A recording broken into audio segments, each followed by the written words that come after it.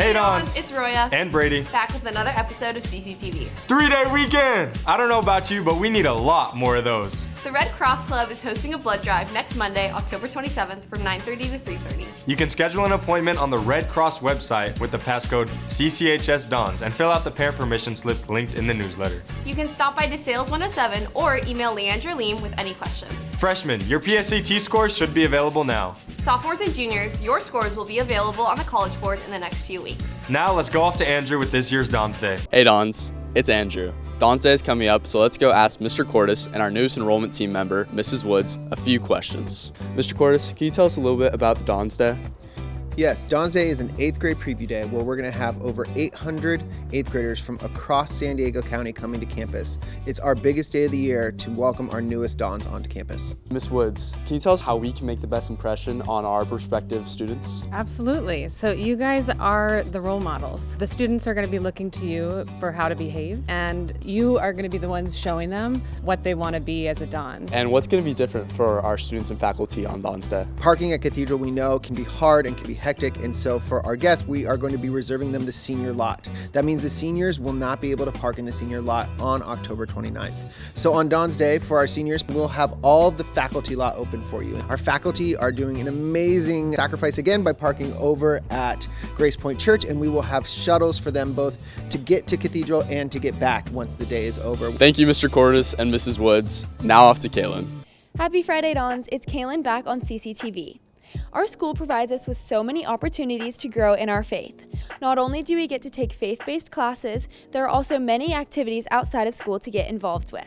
Let's go talk to Mr. Grammy to learn more about the Catholic mission activities around campus. Can you tell us about the Catholic mission activities that students can get involved with right now? Throughout the year, we have a whole lot of different things. We do retreats, service program, we have masses, we celebrate saints, we do all kinds of things. XLT nights. Can you explain what an XLT night looks like? Sure, so XLT stands for Exalt, and it's basically a time for us to come together, do praise and worship.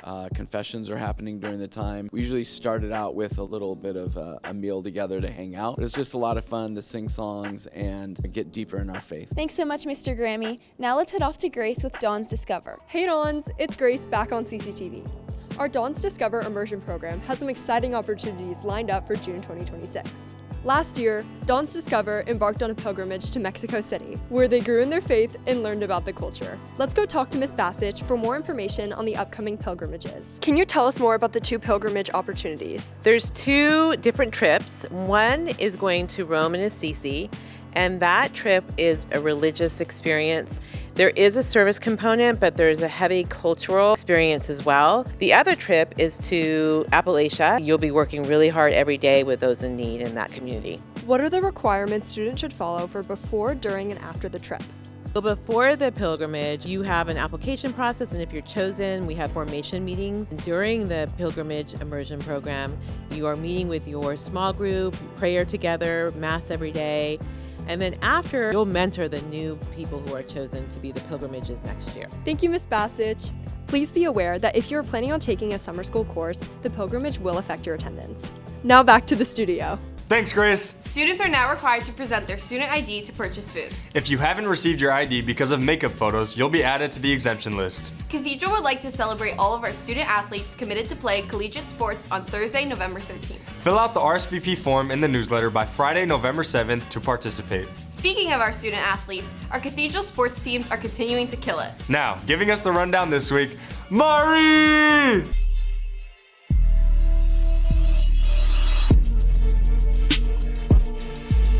What's up, Dons? It's Mari, and welcome back to CCTV Sports. Our fall sports have been killing it in their regular seasons and slowly creep into CIF with lots to bring to the table. Let's take a closer look at this week's stats. Starting off with volleyball, the girls just had their senior night on Monday, taking on a clean sweep against OLP. On Wednesday, they had a rematch against Coronado, and you already know it, the girls took the dub once again. Tonight, your Lady Dons play Scripps for their last game of the season. Looking ahead, the girls prepare for CIF Open Division, with stars Sophia Johnson and JoJo Wilson bringing the heat. Good luck, girls. Switching gears, the girls golf team finished playing their season matches last week. They won against Scripps Ranch with a score of 202, and they beat La Jolla on Thursday, shooting a score of 208. With these wins, the Dons captured the Western League title with a perfect 10-0 record. On Monday, the girls played in the San Diego City Conference against Western League and Eastern League schools, and they repeated as City Conference Tournament champs. The girls moved on to the top 16 match play tournament on Tuesday. Senior Alexa Feliciano and freshman Charlotte Wang came out victorious in their matches and qualified to play in the top 8 and aim to advance to the top 4 together. CIF is around the corner for the girls, so good luck and continue to play well. Gearing up for football, the boys dominated Scripps Ranch last Friday in a 41-zip shutout. Our backup quarterback Josh Bramo threw 4 touchdowns in the first half. 2 of those were to standout receiver Isaac Cook, who made an amazing catch with 1 second left before half. The Dons defense forced 2 interceptions to improve their record to 6-2. Make sure to mark your calendar for next Thursday as the boys will have their senior night versus University City. Tonight at 7, the boys will take on Lincoln, so make sure to be there, since this is the first time we are playing them since they beat us last year in the Open Division Championship. Good luck, boys! And on the girls' side, the flag team faced a tough rematch against Mission Bay on Tuesday. Tied at the half, they fell off in the second half, losing just by a few touchdowns. But the girls weren't finished yet. Last night, they brought the heat to their senior night, highlighting our 4-star seniors against Oceanside. The girls gear up for their first round of D1 CIF coming up soon. Let's go, girls! Racing in a cross country, this past week was a big one for both our teams. The boys, led by senior Nathan Wilbur, continued their undefeated season and are now 10-0 and ranked number 6 in the county. The girls team, led by juniors Callie Schulteis and Christine Bickler, upset the number 4 and 5 teams in the county to improve their record to 8-0. They are now ranked number 4 in the county. Both teams compete in the Sweepstakes division today at the Mount Sac Invitational. Good luck, Dons! On to field hockey, the girls took the dub against La Jolla Country Day on Monday and followed up with their senior night on Wednesday against La Jolla High, highlighting the 10 amazing seniors on the team.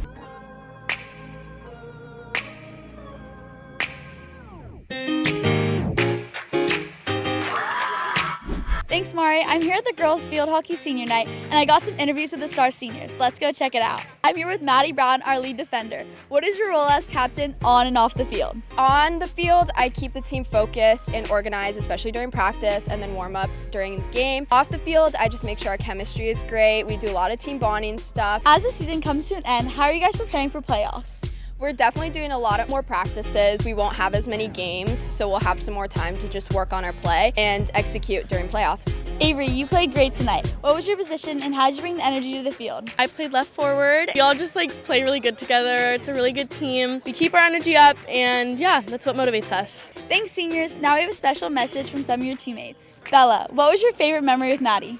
My favorite memory with Maddie was probably at tryouts when she really motivated me to try harder and that I'll be able to make the team. Emily, what are you going to miss most about Lila?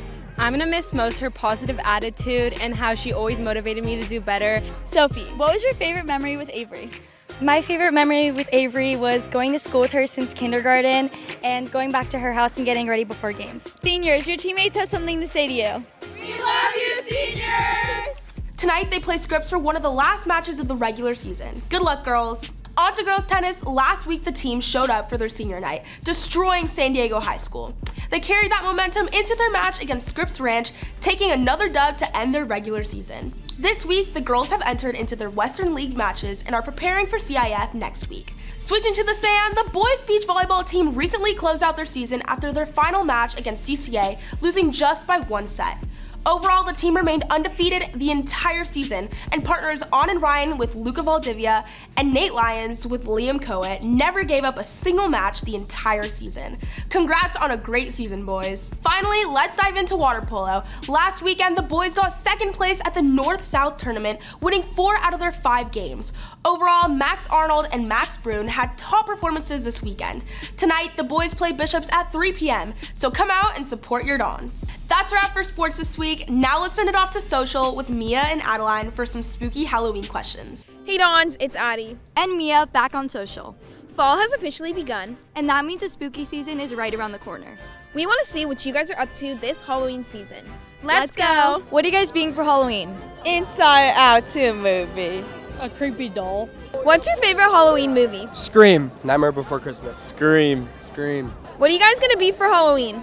Catwoman. Indiana Jones. What's your guys' favorite Halloween candy? Kit Kat. Reese's. What's your favorite Halloween movie? Scream 1. What's your favorite Halloween candy? 100 grand. What are you guys being for Halloween? Firefighter. A bounty hunter. A pancake. Firefighter. What's your guys' favorite Halloween candy? Twix. Reese's. We had so much fun hearing about your Halloween favorites. Now off to Griffin with Student Standout. Happy Halloween! What's up, Dons? It's Griffin. I'm here with this week's student standout, Emmett. Emmett's a 3-year varsity athlete for water polo and swim. He's an absolute stud out there and has been tearing it up in the water recently. You guys just finished up a big tournament at Sacred Heart. What was your favorite memory from that tournament?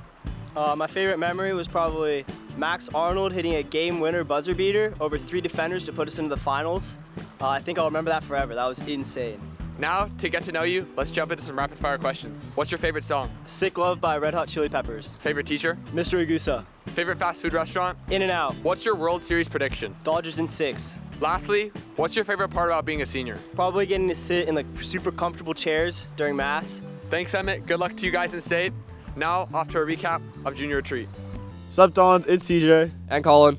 A few weeks ago, we went to Quest 13 Junior Retreat. Let's get into some highlights. So, Sean, we just finished our first night of Junior Retreat. What are your thoughts so far? It was pretty lit. You know, January and spring retreat, you're in for a treat. All right, so it's day 2, halfway through the second day retreat. What's been your highlight so far? I really like sharing with my group and meeting new people. Quinn, what's been the highlight of your retreat so far?